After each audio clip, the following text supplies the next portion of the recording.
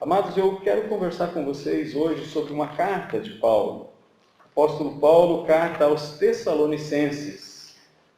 Eu tive o privilégio de ter um membro da igreja que era de Tessalônica. Ele trouxe de Tessalônica uma Bíblia grega para mim. Ela é uma Bíblia com uma página que é o grego koiné. Koiné é comum em grego. Koiné é comum. Ou seja, a linguagem do povo que vivia naquela época de Jesus. E na outra página ela tem a linguagem atual que o pessoal conversa, fala lá na Grécia. Segundo Tessalonicenses, capítulo 2. Abra lá a sua Bíblia. Segundo Tessalonicenses, mantenha ela à mão. Nós vamos discorrer sobre alguns textos para cá e para lá, especialmente nas cartas de Paulo, para entendermos o tema que ele trata nesse texto, que Deus nos deu uma vida. E não é uma vida para ser vivida sem propósito, mas é uma vida com propósito. Hoje a gente vê muitas pessoas dando fim à própria vida porque não encontraram um sentido de vida. Outras pessoas olham para as posses, elas olham para aquilo que as pessoas possuem. Então elas dizem o seguinte: para eu ter sentido de vida e as pessoas me respeitarem, me admirarem, eu preciso ser muito rico. Outros já olham para os famosos. Então eles olham para os famosos e dizem: eu preciso ser famoso, porque se eu for famoso, as pessoas vão lembrar do meu nome. E então esses dois F's começam a governar a vida da pessoa, e ela esqueceu o propósito pelo qual Deus a criou. Aliás, muitos nem querem saber. Muitos não sabem. Mas nós temos o privilégio de aprender. A vida daquelas pessoas que pensam que a fortuna, o primeiro F, é mais importante, elas acabam trabalhando mais do que devem, ganham muito dinheiro e depois gastam o dinheiro para recuperar a saúde que perderam tentando ganhar o dinheiro. Aí eles fazem cercas grandes, muros altos, eles colocam cercas elétricas, eles fazem de tudo para tentar proteger aquilo que ajuntou. E o outro F, que muita gente cai nessa tentação, é ser famoso. Então eles querem ser conhecidos. Alguns são conhecidos por jogar futebol, outros são conhecidos por se tornar um político eminente, e então fazem às vezes até loucuras para que todo mundo reconheça eles. Então a fama e a fortuna têm sido, pelo menos até aqui, e no que nós queremos discorrer, dois males que têm afligido a nossa humanidade. Em muitos lugares. Em muitos lugares.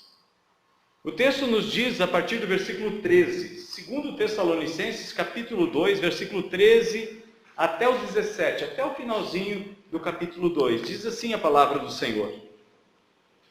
Mas, irmãos amados no Senhor, devemos sempre agradecer a Deus por vós, pois Ele vos escolheu desde o princípio para a salvação, pela santificação feita pelo Espírito e pela fé na verdade. E para isso vos chamou pelo nosso Evangelho, para alcançardes a glória de nosso Senhor Jesus Cristo.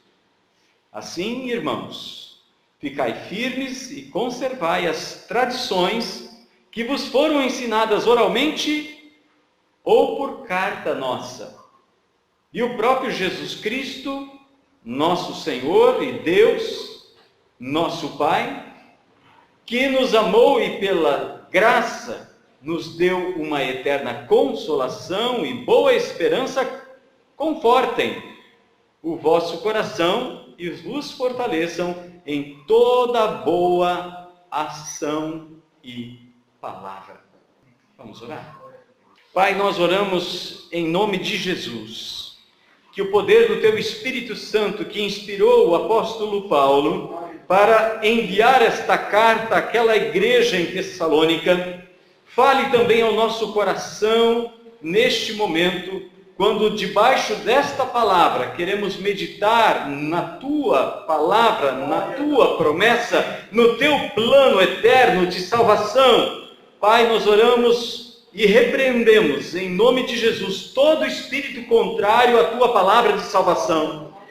Que todo espírito contrário ao teu plano de salvação para a humanidade seja repreendido em nome de Jesus e que se afaste da nossa vida, mas a tua presença, Espírito Santo de Deus, seja forte, dirigindo nossos passos, dirigindo a nossa mente, dirigindo o nosso coração, e assim, Senhor, caminhemos naquele que é o caminho que nos conduz a Ti, Pai, Jesus de Nazaré.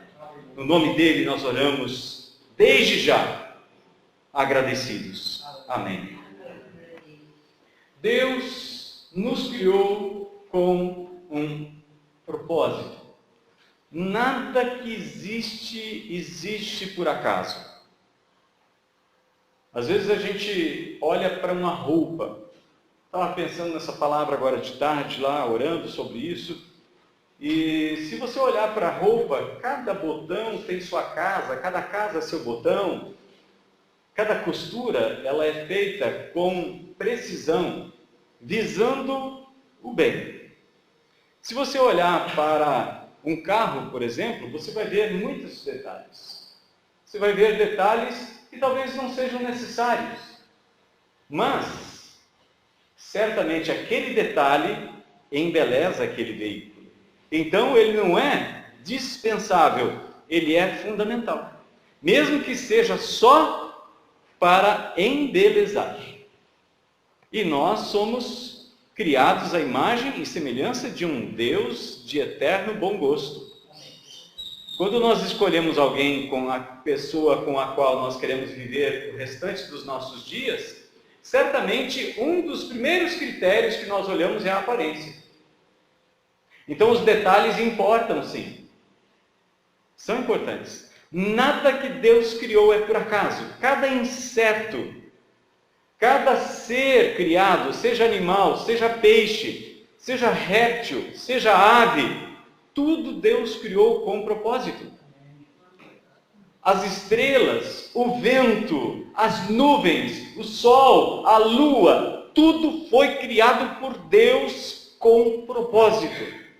Até mesmo uma pedra, aliás, Jesus se compara com pedra. Já pararam para pensar? Jesus se compara à pedra angular, aquela pedra que dá o ângulo para a construção e é o alicerce sobre o qual o edifício permanece firme e inabalável. Jesus se compara a uma videira, ele diz que nós somos comparados com os ramos ligados a essa videira, e o Pai, o agricultor. Olha como Jesus teve a ousadia de chamar o nosso Pai Celestial de viticultor. Aliás, Jesus diz muitas outras coisas. Ele diz, eu sou o bom pastor. Ele compara então a gente, conforme uma das figuras mais belas do Antigo Testamento, nos compara a ovelhas. Isso nos faz lembrar do Salmo 23 e do grande poeta Davi. Inspirado por Deus, ele diz, o Senhor é o meu pastor. Nós somos comparados à ovelha, porque a ovelha, por causa do peso da sua lã, ela precisa tomar água em lugares tranquilos. Ela não pode tomar água em lugares turbulentos, águas rápidas.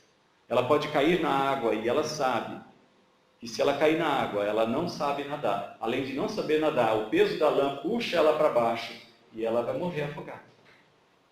Tudo que Deus criou é fantástico, é perfeito.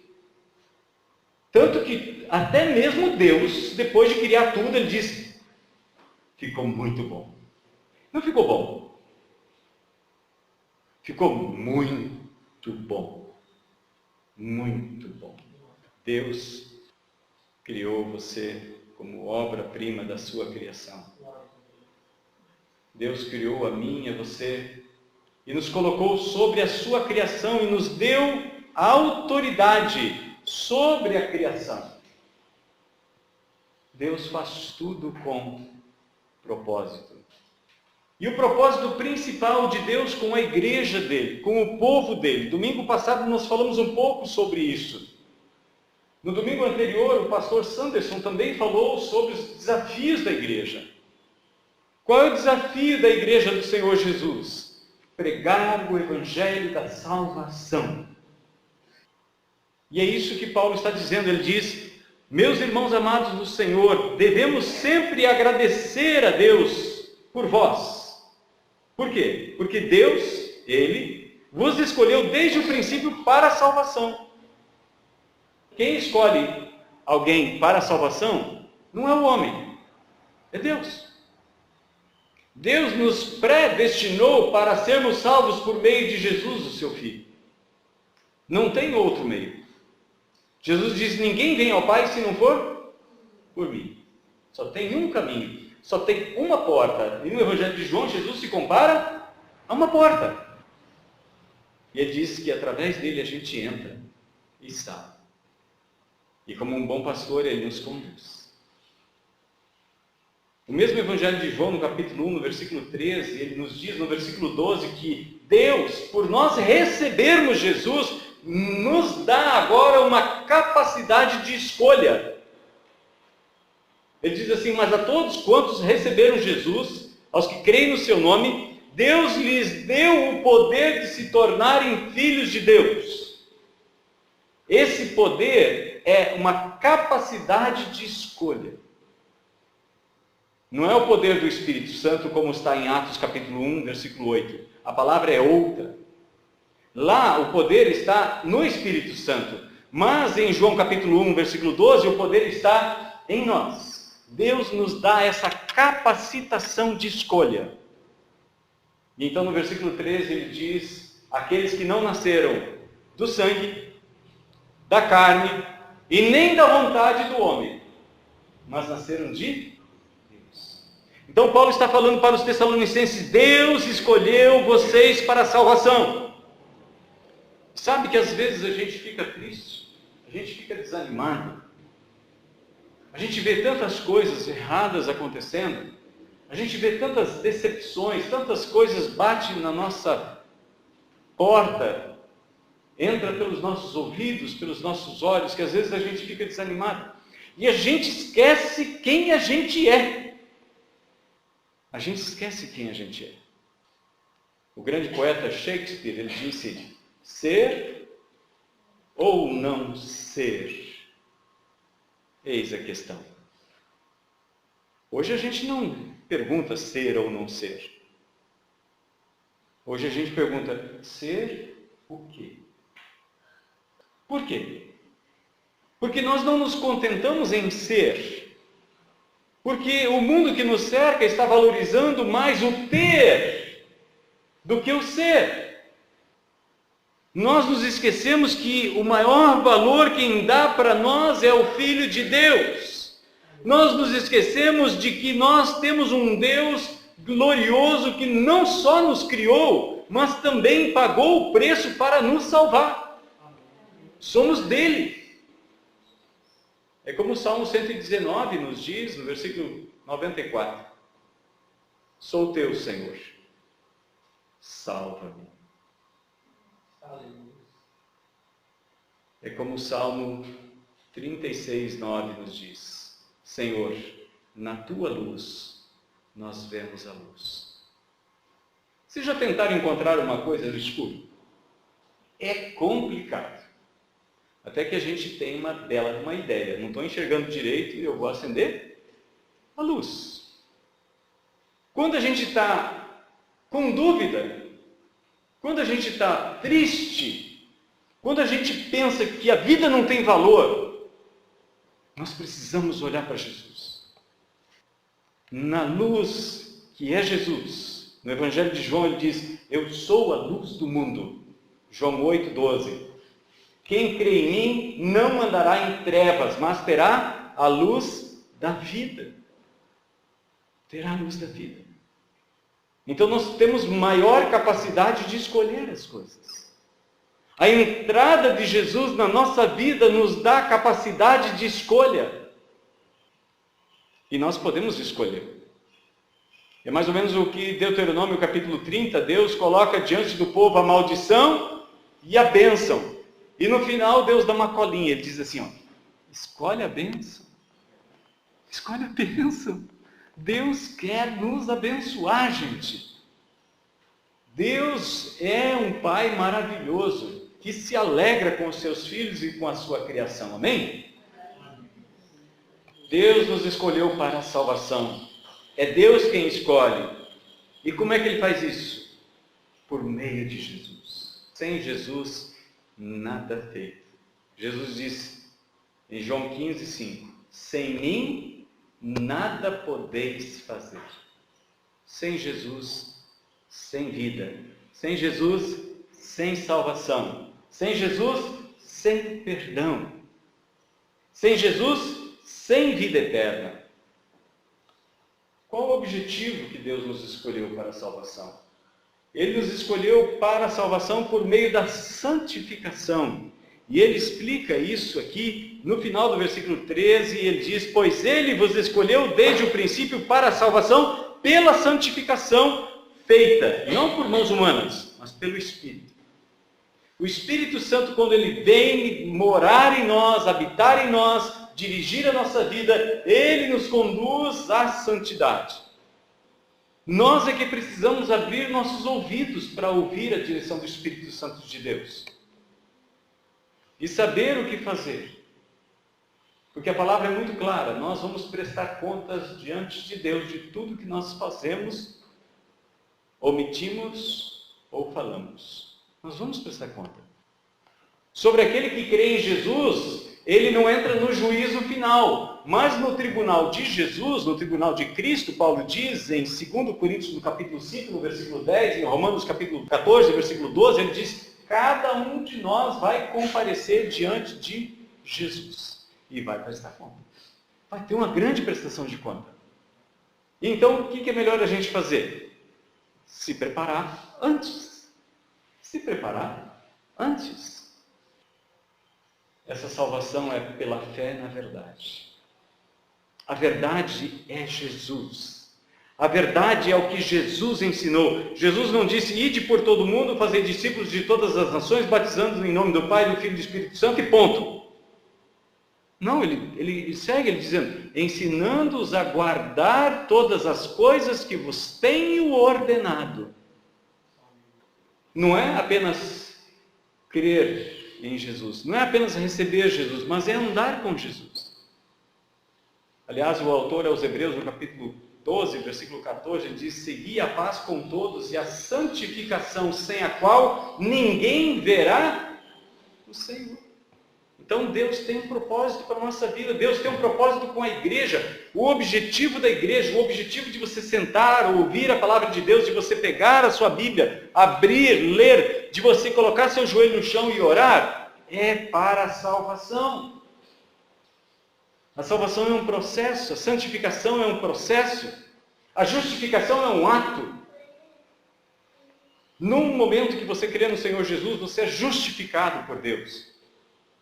Mas a santificação e a salvação em si, como resultado final de nós chegarmos no dia da glória de Deus, é um processo. É um processo. O apóstolo Paulo fala aos Filipenses, no capítulo 3, versículo 12, ele diz, irmãos, não penso eu que já alcancei, mas eu prossigo para aquilo pelo qual eu fui chamado, alcançado. Agora, o que eu faço? Deixo para trás as coisas que não agradam o Senhor, avanço para as que estão diante de mim, que agradam o Senhor, e então fica esse conselho para vocês, filipenses. Vamos andar de acordo com aquilo que nós já alcançamos.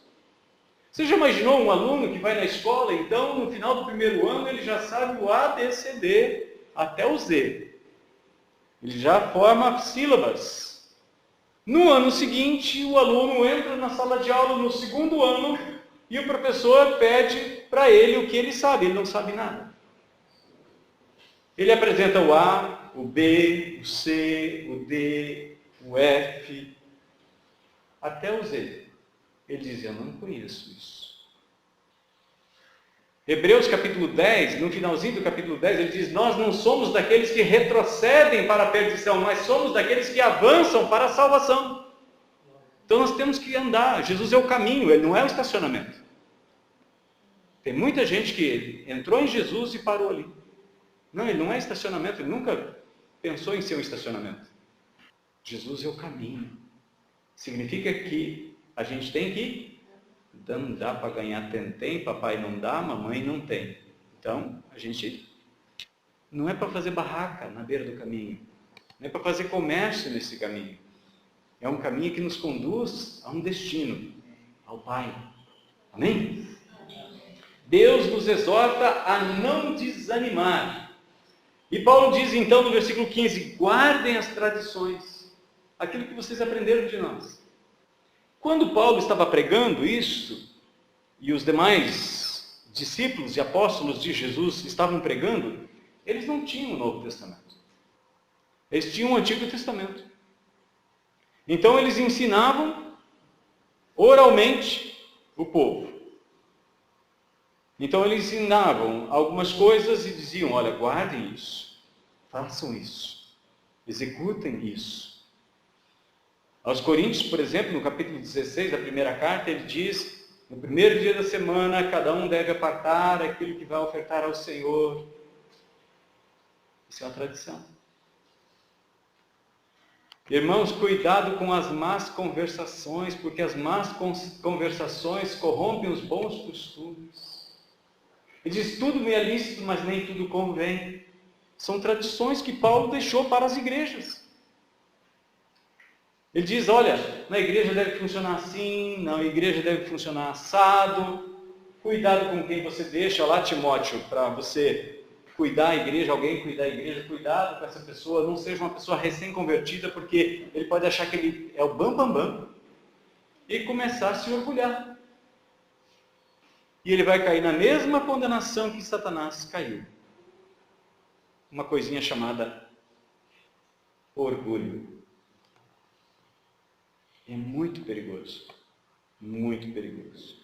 Então Deus nos exorta a não desanimar, guardando as tradições, obedecendo a palavra pregada, obedecendo também a palavra escrita.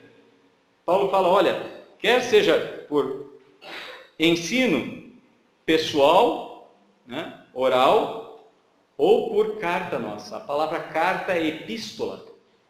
A palavra epístola é uma palavra grega, que traduzindo para o português é carta. Então são duas cartas que Paulo manda para a igreja em Tessalônica. E nas duas cartas Paulo fala dos últimos dias. Paulo recebeu uma revelação que nem Pedro recebeu sobre os últimos dias. E Pedro reconhece, Pedro não fica com ciúme, porque Jesus revelou para Paulo mais do que revelou para ele.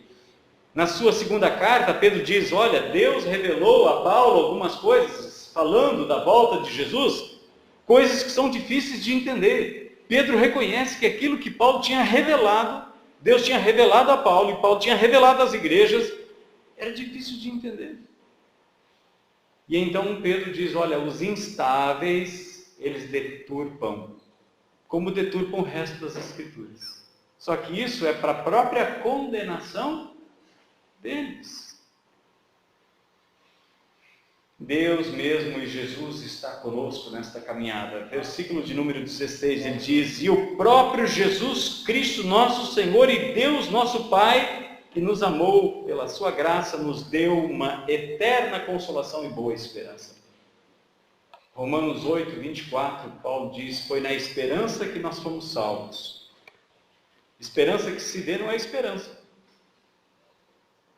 Nós aguardamos a ressurreição dos mortos, nós aguardamos a restauração de todas as coisas, nós aguardamos a volta gloriosa do Senhor Jesus, o estabelecimento do reino de Deus aqui na terra, como Ele ensinou a gente a orar: venha o teu reino.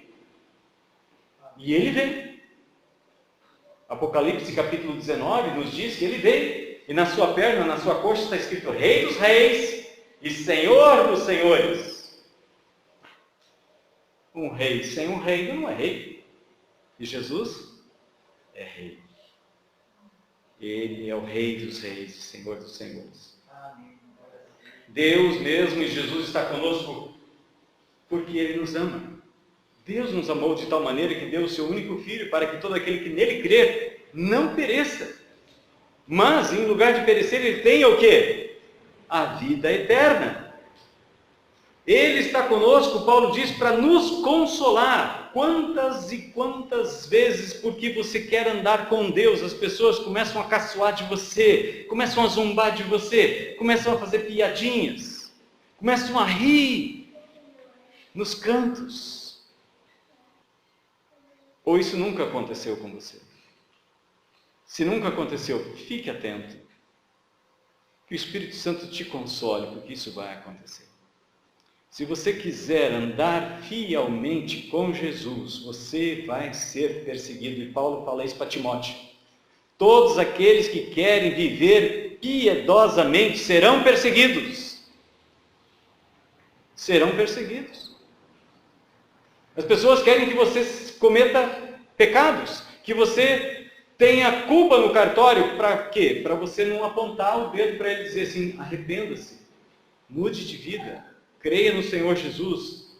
O inimigo das nossas almas, ele não descansa, Pedro diz. Ele anda ao derredor, procurando alguém para tragar, para devorar. Deus mesmo e Jesus está conosco nessa caminhada para nos dar esperança pela graça. Nós temos esperança. Quem não tem esperança entra em desespero. Desespero é falta de esperança. Deus e Jesus está conosco para nos ensinar. Ele quer nos ensinar. Jesus disse, quando o Espírito Santo vier, Ele vai ensinar vocês todas as coisas. Vocês não têm a capacidade, a condição de absorver todos os ensinos que eu tenho para fazer e para ensinar vocês, mas quando o Espírito Santo vier, Ele vai vos ensinar, porque Ele vai receber do que é meu e vai transmitir para vocês. Então, sem a presença do Espírito Santo na nossa vida, nós não temos capacidade de entender nem quem é Deus. Nós não temos a capacidade nem de entender por que Jesus teve que morrer na cruz. Mas o Espírito Santo é que nos convence do pecado. De que havia necessidade de que alguém morresse em nosso lugar, alguém inocente, no qual nós podemos colocar a nossa confiança, porque se fosse eu, meu pai, meu irmão, nós somos pecadores, e eu sei, eu conheço a minha família, eu conheço a mim mesmo. Mas até mesmo um ladrão do lado de Jesus na cruz, ele disse, ele não fez mal nenhum. Ele é inocente, nós somos culpados. Nós estamos pagando pelo pecado que nós cometemos. Mas este não fez mal nenhum. Aquela cruz era de Barrabás. Barrabás e aqueles outros dois estavam condenados à morte naquela manhã. Mas em lugar de Barrabás carregar aquela cruz e ir para ser crucificado, Jesus foi e substituiu. Então o sangue de Jesus foi derramado para libertar um pecador, como eu, e acredite, como você. Aliás, Paulo nos diz, no começo, ele diz em 1 Coríntios capítulo 15, eu sou o menor dos apóstolos. Depois ele diz, eu sou o menor dos santos. A mim foi revelada essas coisas, o menor dos santos. Ele olhou para todas as igrejas, assim, todas as pessoas que creem no Senhor Jesus, ele disse assim, de todos esses aí eu sou o menorzinho. Na carta dele para Timóteo, no final da sua vida, ele disse, eu sou o pior dos pecadores. Quanto mais Deus elevou a honra de Paulo, mais de joelho e com o rosto em terra, Paulo ficou. E aí a gente aprende um princípio. Que o caminho para cima é descer. Mateus 23, 12, Jesus diz, todo aquele que a si mesmo se humilhar, será exaltado. Mas aquele que a si mesmo se exaltar, será humilhado. Então, quando a gente aprende isso de Jesus, a gente aprende com Jesus. Paulo diz na sua carta aos Filipenses: tende em vocês o mesmo sentimento que houve em Cristo Jesus. Sendo igual a Deus, ele não se usurpou disso, ele abriu mão disso. Reconhecido como servo, como homem, ele foi pregado numa cruz, ele foi obediente até a morte, morte de cruz. Esse sentimento deve estar em nós. Então, Deus e Jesus mesmo está conosco na caminhada, porque Ele nos ama, para nos consolar, nos dar esperança, nos animar, nos fortalecer. Porque nessa caminhada a gente cai, a gente precisa levantar. A vida de uma pessoa não é pautada por quantas vezes ela caiu, mas por quantas vezes ela se levantou. Deus nos escolheu antes da fundação do mundo para a salvação por meio de Cristo Jesus. E hoje nós queremos celebrar nessa ceia essa escolha de Deus. Deus escolheu fazer isso. Quando Pedro